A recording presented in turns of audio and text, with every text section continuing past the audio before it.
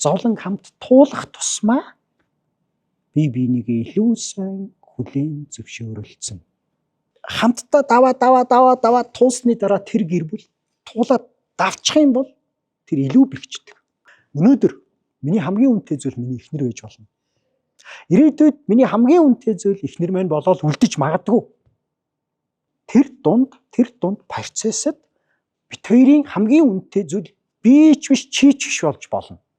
Тэрэн жишээний өгсөн бид хоёрын дунд хүүхэд гараад ирэх үед бид хоёрын үнэт зүйл хүүхэд болно. Тэр үед би биенээсээ би чиний хамгийн үнэтэй зүйл байсан биз дээ. Одоо надад бүх гарал хандалнаа хүүхдээ хай гэж болохгүй. Угаасаа бид хоёр дундын үнэт зүйлээ илүү их харилна одоо. Дөнгөж нэраа үед нь бол ингээ фул магадгүй 100% хүүхд рүү хоёр талаас 100% бүх юм ийшээ зарцуулж магадгүй. А гэхдээ нэг юм 10% би биендээ ингээд нэг юм өгөлцөөд яваад ээж магадгүй. Тийм бааз хинхийн хүүхд рүүгээ зарцуул. Ийм үе шатууд байна. Заримдаа би өвдчихье. Тэгвэл эхнэр хүүхдүүдтэй 50%-ийг надад 50%-ийг зарцуулж магадгүй.